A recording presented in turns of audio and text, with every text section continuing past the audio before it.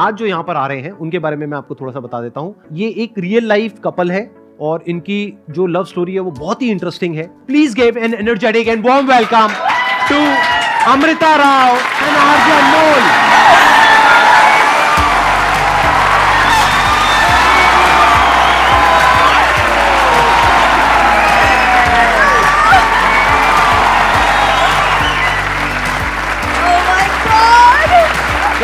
God bless you. God bless you.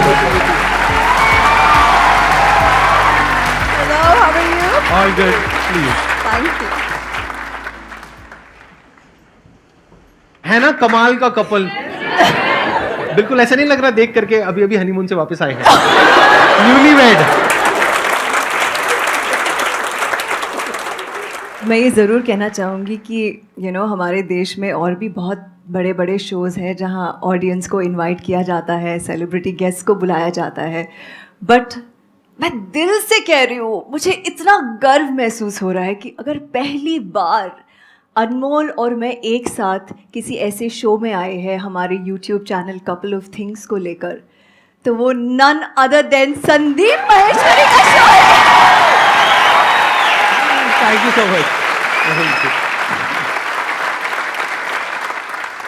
If I am not wrong, मैंने सुना है आपका शो रेट्रो करके कुछ yes, है ना? मैंने हाँ। पहले पुरानी जीन्स नाम का एक शो पुरानी जीन्स, उसमें पुराने सॉन्ग्स होते थे और यस और मैं चाहता हूँ कि जो हमारी आज की जनरेशन है जिसे कहते हैं जेन ज़ी एंड द मिलेनियल्स, वो भी ये शो सुने, क्योंकि हम गानों से बहुत कुछ सीख सकते हैं कि मैं जिंदगी का साथ निभाता चला गया, हर फिक्र को धुएं से उड़ाता चला गया।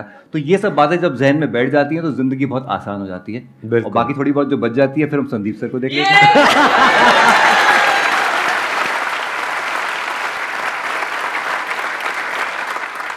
व्हाट इफ कि अगर आज के सेशन का जो टॉपिक है जी वो हम यही रख दें, यानी कि प्यार, इश्क, मोहब्बत, रिलेशनशिप, सही रहेगा, बढ़िया रहेगा। प्यार, इश्क, मोहब्बत इस हवा में फैल जाए। बिल्कुल हाँ बस, क्योंकि ये बहुत कॉमन एक टॉपिक है जो मेरे पास में हर सेशन में कोई ना कोई कुछ ना कुछ पूछता ही है जी। तो आज एक अलग पर्सपेक्टिव से उनको कुछ सीखने को मिलेगा और प्रैक्टिकल एडवाइस मिलेगी, कोई थ्योरेटिकल नहीं, क्योंकि इनकी दोनों की लव मैरिज हुई है और इनकी कहानी बहुत ही इंटरेस्टिंग है।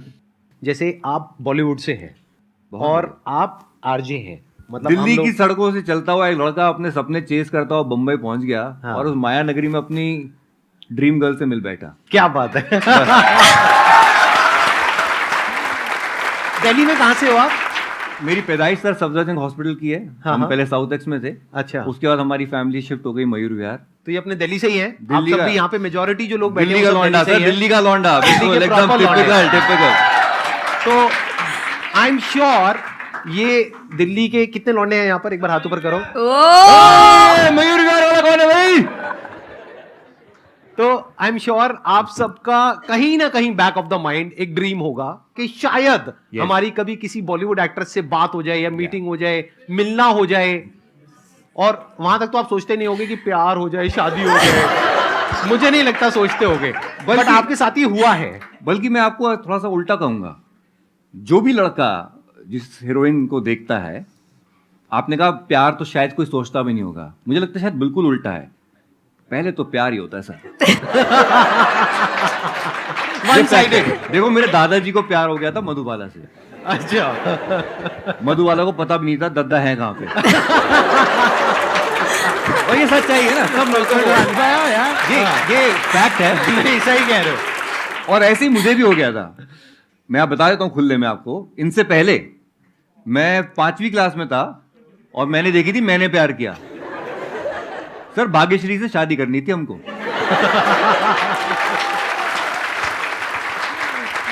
ये सर प्यार हमारा, हम बाकियों को नहीं पता, फिर दिल्ली के लौंडों को ना सिर्फ शादी वाला फिर होता है कि हमको शादी करनी है। हमें नहीं पता हम 5वीं क्लास में तो क्या हो गया, हमें तो शादी इससे करनी है। भाग्यश्री नहीं मिली तो अमृता चली है। समथिंग ऐसा ही कुछ लग रहा है ना। नहीं, अब आया नहीं, कुछ मजा। तो आपको क्या कहना है इस बारे में, ये जो इन्होंने कहा कि इनका पहला प्यार भाग्यश्री थी हाँ। और फिर आप मतलब दूसरा प्यार, तो ये हाँ, ये मुझे बताते हैं कि मैंने बचपन में मम्मी से उनसे खत लिखवाया। अच्छा, मैं मम्मी सही को- में मैं मम्मी को बोला लेटर आपने लिखो भाई। लिखवाया और आपने पोस्ट किया? हाँ जी बिल्कुल सर, राष्ट्रीय के ऑफिस में हमारा लेटर पड़ा हुआ है आज तक। अच्छा। और लेटर शादी का Dustbin प्रपोजल में भिजवाया था गया। मम्मी की तरफ से। हाँ जी बिल्कुल बिल्कुल, हमारी मम्मी ने लिखा भी। शादी का प्रपोजल हाँ हाँ बिल्कुल बिल्कुल। जो आया था।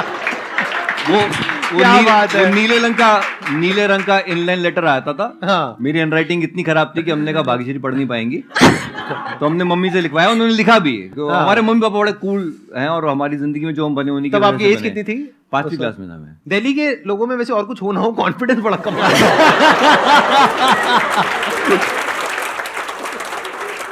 तो अब मेरा ये क्वेश्चन है कि जैसे आप दिल्ली से just regular guy like me and them and whatever like, right, और आप बॉलीवुड की स्टार, बिल्कुल। तो आई एम श्योर आपकी कुछ एक्सपेक्टेशंस होंगी। आपकी तो माइंड में अपना एक पूरा एक ऐसा कुछ होगा कि मेरा जो हस्बैंड है वो ऐसा होना चाहिए, वैसा होना चाहिए, ये होना चाहिए, वो होना चाहिए। उसको आपने कैसे टैकल किया? मतलब अपनी जो आपकी एक्सपेक्टेशंस थी, क्या वो थी या नहीं थी? अगर थी तो उसको कैसे आपने हैंडल किया? आई थिंक मैंने लाइफ में ना अपना करियर बहुत यंग एज पे शुरू किया, और उसके वजह से जब तक मैं अनमोल से मिली थी, मैं इतने लोगों से मिली थी, इतना काम कर चुकी थी कि जब मैं अनमोल से मिली ना, तो सडनली मुझे लगा कि ये इंसान अलग है, यू नो। तो मुझे इनके बारे में सबसे अच्छी बात ये लगी कि ये जो है वो है। इसीलिए for me to just be myself with Anmol was very easy. मतलब मुझे वो अच्छा लगा कि मुझे यू नो कई बार ऐसे होता है कि कोई देखने में एक इन्फैचुएशन होती है, यू नो, फिर हम नर्वस हो जाते हैं कि इनसे बात क्या करें, इसने ये बोल दिया, अब मैं रिप्लाई क्या दूँ, अरे मैंने ये बोला, अच्छा बोला या नहीं बोला। फिर हम रात को जाके सोचते हैं कि यार मैंने जॉब तो नहीं कर ली अपनी, you know, all these things they actually I don't know. मतलब जब ये सारी चीज़ें नहीं होती ना, जब आपको पता भी नहीं चलता कि इतने नेचुरली एक फ्लो में आप किसी के तरफ धीरे धीरे यू नो लाइक अट्रैक्ट हो रहे हो। मैं आपको फ्रैंकली बोल रही हूँ, जब मैंने पहली बार जब अनमोल से मिली, जब मैं इनके गाड़ी में बैठी, मैंने देखा भी नहीं कि गाड़ी कौन सी है, कैसी है, क्या मॉडल है, कुछ नहीं देखा मैंने सिर्फ इस अनमोल इंसान को देखा। क्या बात है।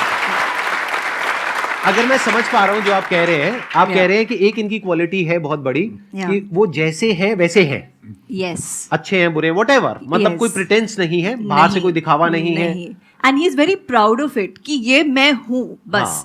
ही इज और वेरी वही क्वालिटी आपको अट्रैक्ट करी। यस, क्योंकि शायद मैं एक ऐसे इंडस्ट्री में हूँ जहाँ पे काफी प्रिटेंस है, like everybody is not what they actually are, और उनको वो एक रखना पड़ता है, एक प्रिटेंस। तो जब मैं इनको मिली तो I don't know, it was like magnetic.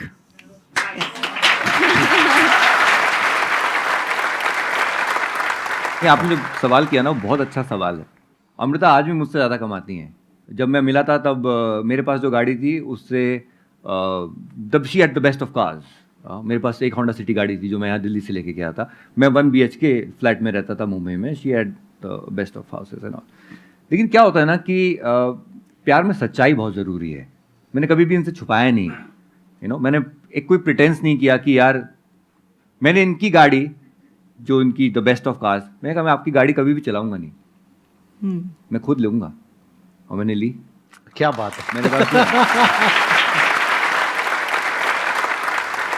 और जब आप लोगों का अफेयर शुरू हुआ था, हाँ। तब क्या आप इतने पॉपुलर थे इन नहीं, टर्म्स नहीं। Of your reach and everything? नहीं, मैं बिल्कुल, बस समझ लीजिए कि 4 जनवरी 2009 को मैंने पुरानी जीन्स शुरू किया था मुंबई में, और उसी शो के सिलसिले में हमारी मुलाकात हुई थी। जी, अच्छा, वहीं आप पहली बार मिले थे? हाँ, बस इंटरव्यू देने आई और दिल दे के चली गई।